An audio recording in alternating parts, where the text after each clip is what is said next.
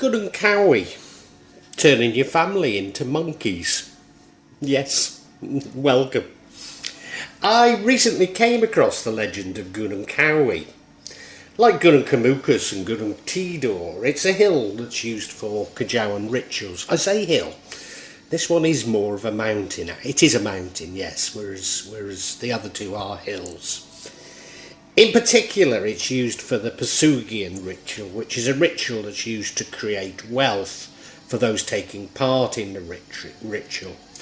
As indeed is the adultery ritual at Gunung Kamukus, a part of Pesugihan. But for this particular spell to work, it's believed that you need to offer an immediate family member as a victim, or you yourself will be the victim and turned into a monkey. Yes. Incredible though it sounds, when my wife was very troubled by black magic, she began to walk and hold herself like a monkey. I'm not joking. After she recovered, her Duke and brother then started to do exactly the same. Given that he's not become rich, we can only assume that the spell partially worked.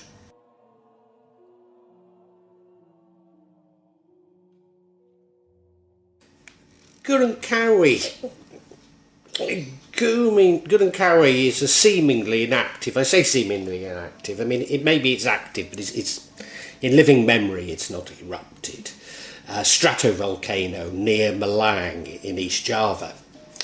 It's famous for its sacred pasarean, or cemetery, and in that cemetery are the tombs of Kanjeng Kyai Zakaria II, who died in 1871, and Raden Mas Imam Soedjono, who died in 1876. Now, both of them participated in the Holy War against the Dutch, which was led by the national hero, Prince Diponegoro. Following the defeat, these two fled to East Java. During their lifetime, they very much helped spread Islam across Java. So many pilgrims come to the pasarean, especially on Satu Maharam or Satu Suro. These are days in the Javanese calendar. Kyai Zakaria, also known as Eyang Jugo, was the bodyguard to Prince Diponegoro. Eyang Jugo is the grandson of Susana Pakubuwano, the first of the Kerasotokraton, from 1705 to 1717, whereas Raden Mas Imam Soedjono is the great son of Sultan Humengken-Buwono, the first of the Jogjakraton from 1755 to 1892. God, that sounds a hell of a long reign, doesn't it? There's got to be something wrong there. Excuse me. I think it must be 1792. Sorry about that.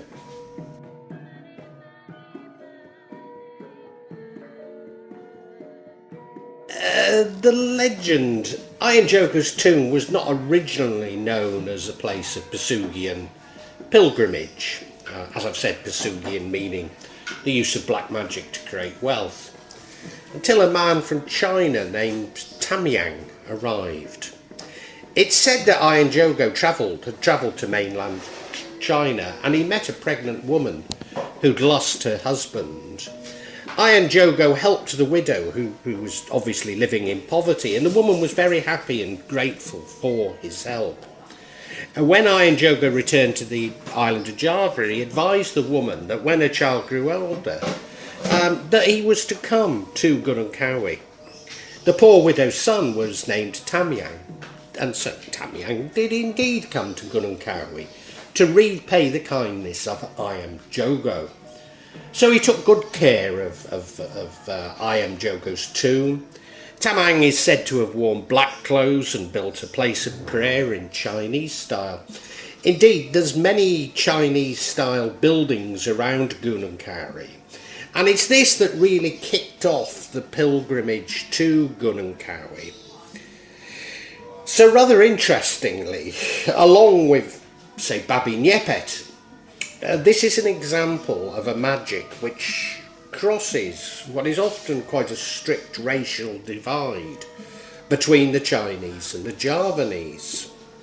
Indeed, there's a vihara there dedicated to Darikan Im on the slopes of Gunung Kawi.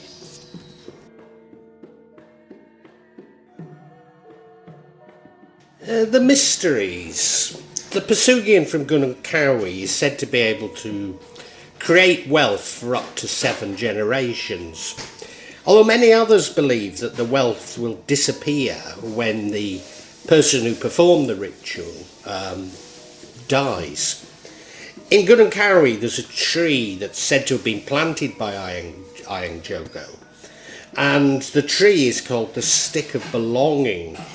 It's located in the cemetery area, and it's actually a Dawan Dauru tree, which is a cherry-like fruit tree.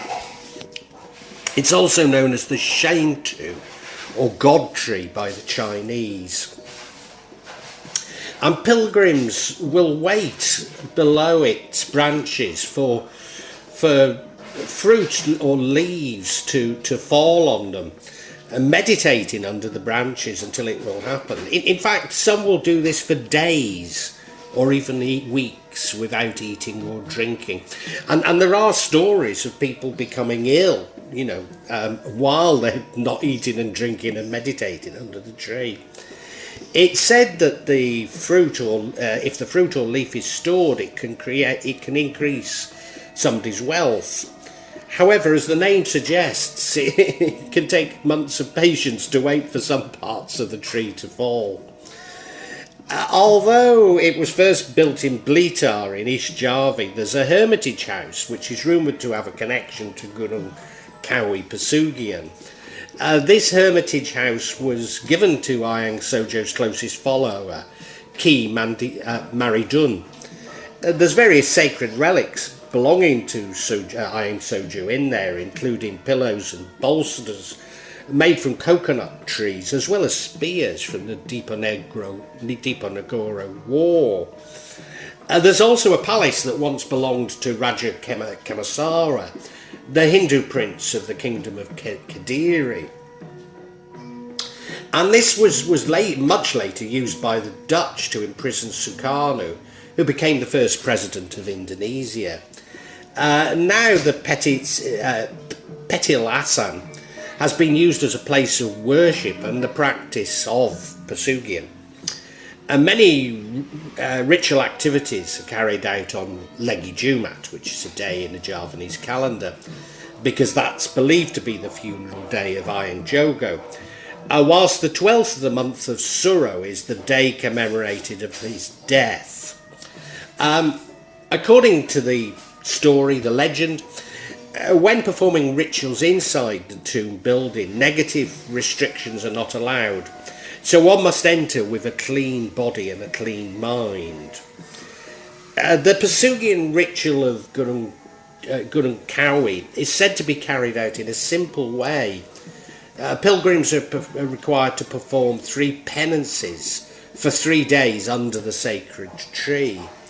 When performing the purification, the performer of the Pesugihan must make a death contract with the spirit, let's say, of Gunung Kawi. Everyone who asks for Pesugihan must then offer a sacrifice, give a sacrifice every year. So that normally requires returning to Gunung Kawi on an annual basis. Indeed, some say that if you don't do this, any wealth that's been granted will be lost. And you may have heard me talk many times about what people call karma. But it seems to me this is a karma in itself. If you go to Gunung Kawi, take part in Pesugihan, then you're tied for the rest of your life to going back every year. And, no matter where you might be. So it seems to me that it's as much a curse as a blessing, isn't it? To perpetuate the wealth the victim is requested is to be a relative who has a very close blood relationship with the perpetrator, or it's the perpetrator themselves. Now, I don't mean that people actually kill their relatives on Gunung Kawi. No, they make a commitment to the spirit that it's okay for their relative or they to die. Other sacrificial, and this death is believed to come very quickly to the victim, and if it does, so will the wealth. So if it's not speedy, it's an indication that the ritual hasn't worked. Other sacrificial requirements for this Pesugihan on Gunung Kawi are panchawarna chicken, Arabic incense, opium, bitter black coffee, and 1 glass of water.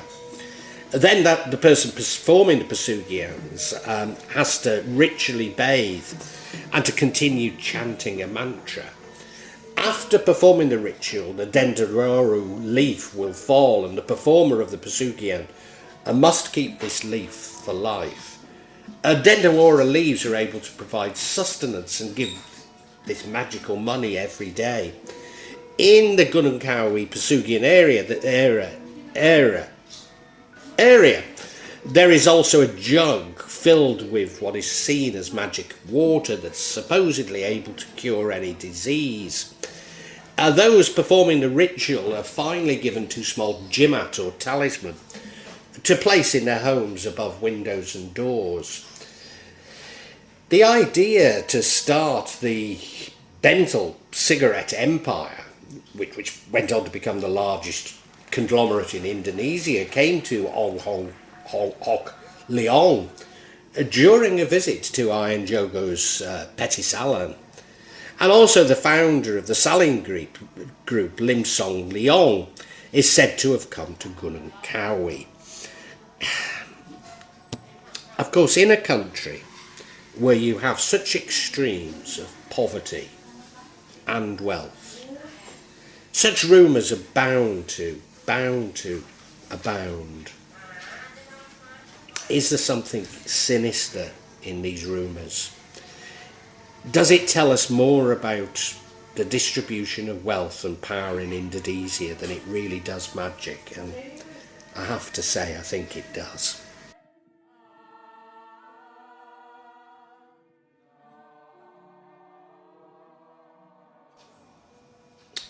Turning people into monkeys. So here's the bit you've all been waiting for. So, as I say, the chosen victim of the Pesugihan ritual will die quickly if it's worked. And the person who becomes the victim is said to be made a part of the magical kingdom that is the mountain of Gunung Kawi. And many believe that they're reincarnated as as monkeys on the mountain. But there's also a belief that those performing the ritual become the monkeys when they also die. Indeed, in some of the rituals, the monkeys themselves are fed the offerings that are used in the ritual.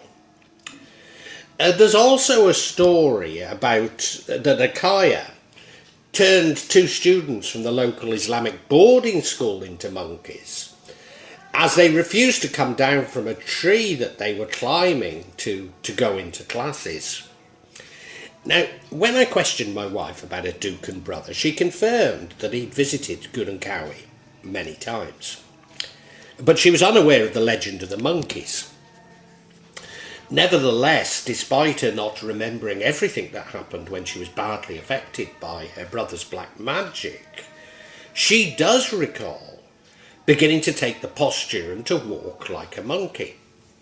She still has no idea why this happened or what made her do it, but she can remember it happening. But after her recovery, it was probably a few years afterwards, the brother himself began to walk like a monkey. As I've said, some suggest that the sacrifice must be offered every year. Could these instances of walking like a monkey coincide with when the brother is offering my wife in the ritual? Or could they occur because he's not been back to Gunung Kawi? I've no idea. Certainly it would explain my brother-in-law's persistent, despite his immediate family facing many negative consequences, call it karma if you like, from his use of Pesugihan. I know this all sounds incredible, but let me assure you, I've witnessed this. I mean, I've witnessed both my wife and my Duke and brother walking like monkeys. I mean, I didn't know what it was about. And that's why now I've found out about this ritual. It's like a bombshell. It's incredible. So what do I believe now? Well, I honestly don't know. I honestly don't know. As I've been, the victim of this black magic, it's well over 10 years now, probably approaching 12. Every twist and turn has become more and more incredible.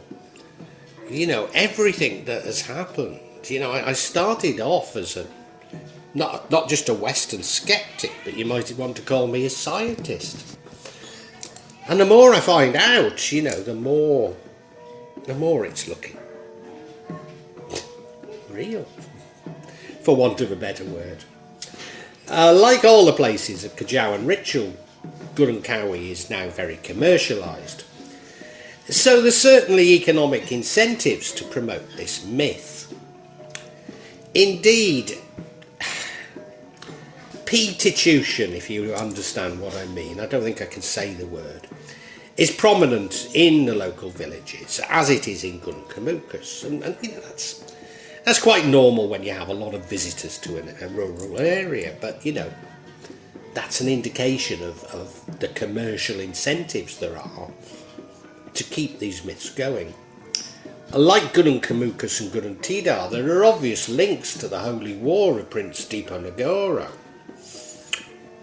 Could these legends also be an attempt to discredit these war heroes of the holy war that's been created by the Dutch? I mean, I find it entirely possible. I don't know. Certainly, if you look in the press in Indonesia, there's an awful lot of moralistic commentary warning people not to engage in Pesugihan, and I think quite rightly. I'm not against that, warning people not to engage in it, because I know the problems it creates. My wife walking like a monkey for a while is one of the more humorous aspects of it. Much of it's very dark indeed. But all too often these reports are reinforced with attacks on Kajawan from a less liberal Muslim perspective. So, there's a dark side to it. I've also have to say that Tulung Agung in East Java, which is that little bit closer than Gunung Kawi to my house and therefore the Duke and Brother's house than Gunung Kawi, there's another place where Pesugihan can be committed with the aid of monkeys. So whilst I know he has visited Gunung Kawi, I can't be certain that it's Gunung Kawi he keeps going to. Has he visited Gunung Kawi? Definitely. So does he visit it every year? Maybe. Is this connected to my wife and he walking like a monkey? Which, as I say, I can confirm I've witnessed. Well, however incredible this seems, I have to say it seems very likely. I can't really explain how this works. Is it a spirit causing this? Or is it simply the effect of his will? I honestly, I keep changing my views on such things the more I find out. But this one's quite a big one, for me to grapple with. All I can say is that once again, I'm shocked. Not only am I shocked that, we knew he was bad, but, to know the actual ritual that he's offered my wife to be killed so that he can become rich, I just find it, well, I'm sure you all do as well, I just find it incredible, absolutely incredible. And, I've tried to justify it through looking at Tantra, and, well, This is just greed, isn't it? I mean, it's childish, it's greedy, it's beyond comprehension, to me anyway. So there's clearly some truth in this legend, regardless of which bits are true or not. So you know, I mean, I suppose regardless of if any of the sort of Pesugihan bit is true, the fact that people believe that this connection with monkeys could be creating these effects we've talked about, and yeah, it's incredible, isn't it?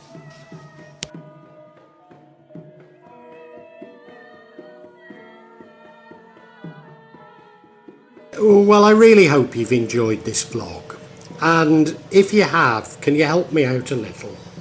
Subscribe to the channel, hit the bell, and then you'll be notified of future vlogs, but also hit the like button and make a comment, because these seem to be what determine the YouTube algorithm, and I'm being really punished by it.